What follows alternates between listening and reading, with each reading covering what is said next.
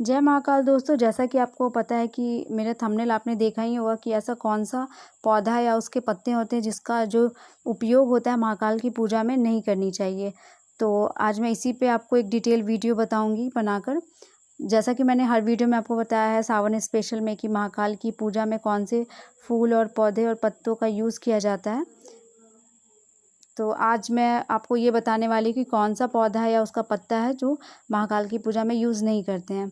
तो सबसे पहले मैं आपको अपना ये तुलसी का पौधा दिखाना चाहूँगी।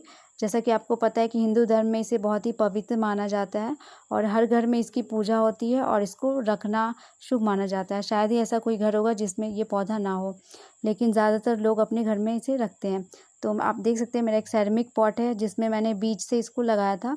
काफ़ी मुश्किल होता है सेरेमिक पॉट में पौधा लगाना, लेकिन मैंने इसको सीड से लगाया था तो ये अच्छे तरीके से ग्रो हुआ है और काफ़ी घना है। मैंने इसे दिवाली के टाइम लगाया था, दिवाली से 2-3 दिन पहले। तो फ्रेंड्स, यही वो पौधा है जिसे महाकाल से दूर रखना चाहिए। जैसा कि आपको पता होगा, आप गमले में जब भी तुलसी का पौधा लगाते हैं तो बहुत लोग होते हैं कि उसी गमले में शिवलिंग को रख देते हैं। तो ये बिल्कुल ही गलत होता है फ्रेंड्स, ऐसे नहीं करना चाहिए।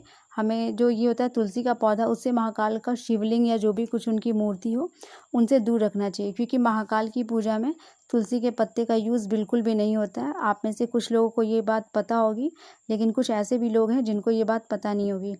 तो आप ये मेरा पौधा देख सकते हैं, मैंने इसको थोड़ा सा आगे साइड में रखा है और पीछे आपने देखा होगा मेरे 4-5 जो शिवलिंग है वो शिवलिंग मैंने रखा हुआ है। तो आपने मेरी इससे पहले जो वीडियो उसमें भी देखा होगा, मैंने जो बताया था कि तुलसी के जो कीड़े होते हैं काले वाले, उसको कैसे दूर करना चाहिए। तो उसमें मैंने आपको दिखाया था मेरा तुलसी का पौधा कितना घना है और इसमें आपको शिवलिंग नहीं दिखा होगा क्योंकि मैंने शिवलिंग अलग रखा है। जब मैं छोटी थी तो मुझे भी पता नहीं था, तो मैं गमले में ही शिवलिंग रखती थी और इसकी पूजा करती थी। जैसे कि आप देख सकते हैं, इस तरह का आपके घर में भी गमला होगा और उसमें आप तुलसी जी के पौधे के साथ शिवलिंग को रखते होंगे। और साइड में देख सकते हैं मैंने कुछ और एक्स्ट्रा पौधे भी रखे हुए हैं, किसी को डोनेट मुझे देना है, एक्सचेंज करना है, इसलिए मैंने रखा है। तो आपके पास अगर इस तरह का किसी भी गमले में पॉट में तुलसी जी लगा हो तो उसमें शिवलिंग को कभी ना रखें। ये बहुत ही अशुभ माना जाता है और महाकाल इससे प्रसन्न नहीं होते हैं, बहुत ही क्रोधित होते हैं। तो इस बात का आपको ध्यान रखना है। सावन हो या कोई भी, हम प्रतिदिन महाकाल की पूजा करते ही हैं, तो इस चीज़ का आपको ध्यान रखना है। आप देख सकते हैं मेरा गमला एकदम खाली है, बस उसमें पौधा लगा है तुलसी का, शिवलिंग नहीं है। शिवलिंग को मैंने पीछे की साइड रखा हुआ है। तो आपको इसी तरीके से अपना जो शिवलिंग है या कोई भी मूर्ति है उसको रखना है। तुलसी के पौधे में ना रखिए शिवलिंग को।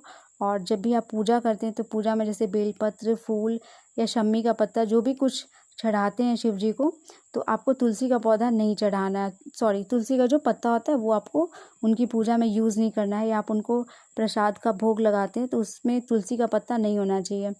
और शिव जी के साथ साथ माता दुर्गा और जो गणेश जी होते हैं उनकी पूजा में भी तुलसी के पत्ते का यूज़ नहीं होता है। जैसा कि हम जानते हैं कि तुलसी का जो पौधा होता है काफ़ी पवित्र होता है, लेकिन पवित्र होने के बावजूद भी महाकाल की पूजा में इसका यूज़ नहीं होता है।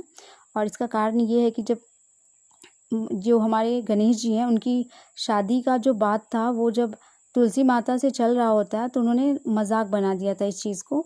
गणेश जी का उन्होंने मजाक बनाया था, इसलिए क्रोधित होकर महाकाल ने इनको श्राप दे दिया था। और इसलिए इनकी पूजा में, या जो भी महाकाल के परिवार है, जैसे गौरी हो गई या फिर गणेश जी हो गए, तो इनकी पूजा में इसका यूज़ नहीं किया जाता है तुलसी के पत्ते का। तो सावन में आप ये बात हमेशा ध्यान रखिएगा और पूजा में तुलसी का पौधा या उसके पत्ते हैं इसका यूज़ नहीं कीजिएगा। तो आई होप आपको वीडियो से हेल्प मिली होगी। तो आप इस वीडियो को ज़रूर लाइक, कमेंट, शेयर कीजिएगा और चैनल पे न्यू है तो सब्सक्राइब कीजिएगा। Thank you.